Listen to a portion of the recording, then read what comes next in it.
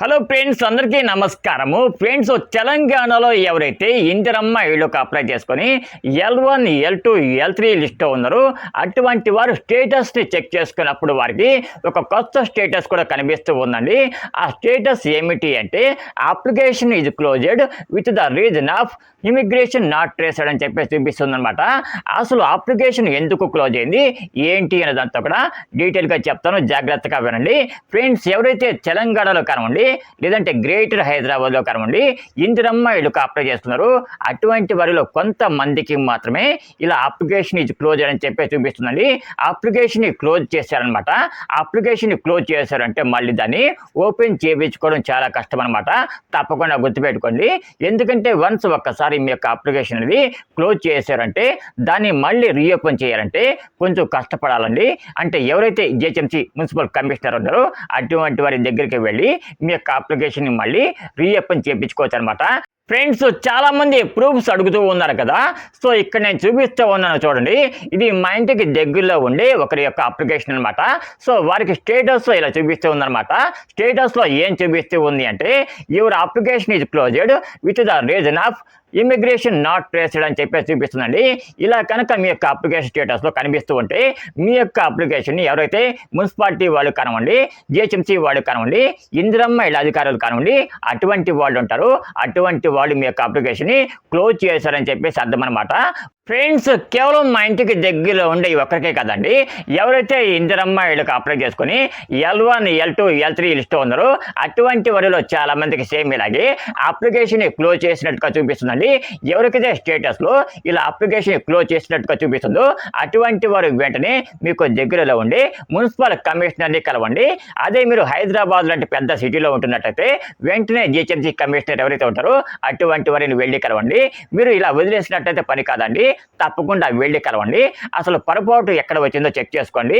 So ఎందుకు ఇలా వస్తుందంటే అప్లికేషన్ క్లోజ్ చేసినట్టుగా స్టేటస్తో ఎందుకు చూపిస్తుందంటే కొంతమంది అప్లికేషన్ ఫిలప్ చేసేటప్పుడు కొన్ని పొరపాట్లు చేశారండి. అప్లికేషన్ని మనం రాసేటప్పుడు వాటిలో ఏదైనా తప్పు కనుక రాసినట్టయితే మన అప్లికేషన్ స్టేటస్లో సేమ్ ఇలాగే అప్లికేషన్ క్లోజ్ చేసినట్టుగా చూపిస్తుంది అనమాట.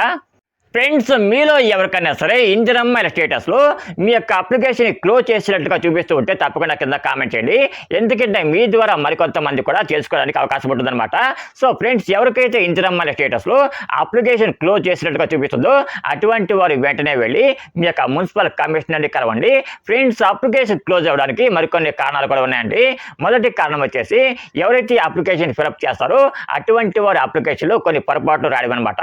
రెండో రీజన్ వచ్చేసి మన యొక్క డీటెయిల్స్ అనేవి ఎవరైతే ఎంపీడీఓ ఆఫీస్లో ఉంటారో అటువంటి వాడికి ట్రేస్ అవ్వకపోతే అప్పుడు కూడా మనకి ఆ ప్రాబ్లం వస్తుందన్నమాట.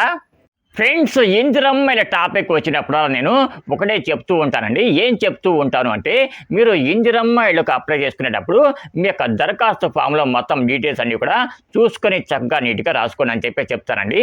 సో ఇందుకేనండి. సో చాలామంది దరఖాస్తు ఫామ్లో తప్పులు రాయడం వల్ల వాడి యొక్క అప్లికేషన్ అన్నీ కూడా ప్రజెంట్ రిజెక్ట్ చేస్తూ ఉన్నారండి. మీ యొక్క అప్లికేషన్లో కూడా ఎవరైనా తప్పులు కనుక ఉన్నట్టయితే రిజెక్ట్ అయ్యే అవకాశం ఉంటుందన్నమాట. తప్పకుండా గుర్తుపెట్టుకోండి.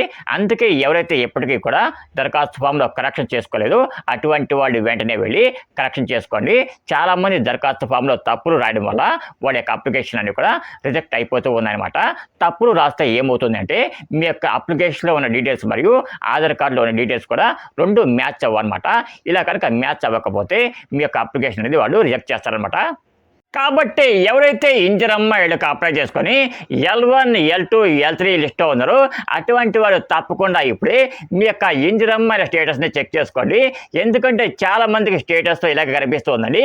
కొంతమంది చెక్ చేసుకోకపోవడం వల్ల వాళ్ళకి తెలియడం లేదనమాట. సో తప్పకుండా ఇప్పుడే మీ యొక్క ఇందిరమ్మ స్టేటస్ని చెక్ చేసుకోండి. ఎందుకంటే చెక్ చేసుకుంటే తప్పకుండా రిమార్క్స్లో మెన్షన్ చేస్తారండి. ఒకవేళ మీ యొక్క అప్లికేషన్ వాళ్ళు క్లోజ్ చేసినా మళ్ళీ ఓపెన్ చేయించుకోవచ్చు, కానీ కొంచెం టైం పడుతుంది అనమాట. సో ఎటువంటి కంగారు కూడా పడవద్దండి. ఎవరికైనా సరే ఇలాగే అప్లికేషన్ క్లోజ్ అని చెప్పి చూపిస్తుంటే తప్పకుండా కింద కామెంట్ చేయండి. సో దాన్ని ఎలా సాల్వ్ చేసుకోవాలని నేను చెప్తానండి. సో వీడియో కనుక మీకు నచ్చినట్లయితే తప్పకుండా చిన్న లెక్క అయితే ఇవ్వండి. లైక్ వీడియోమే కాదు, ఎవరైతే ఇందిరమ్మ ఇళ్ళకి అప్లై చేసుకొని L1, L2, L3 లిస్ట్లో ఉంటారో అటువంటి వరకు కూడా షేర్ చేయండి.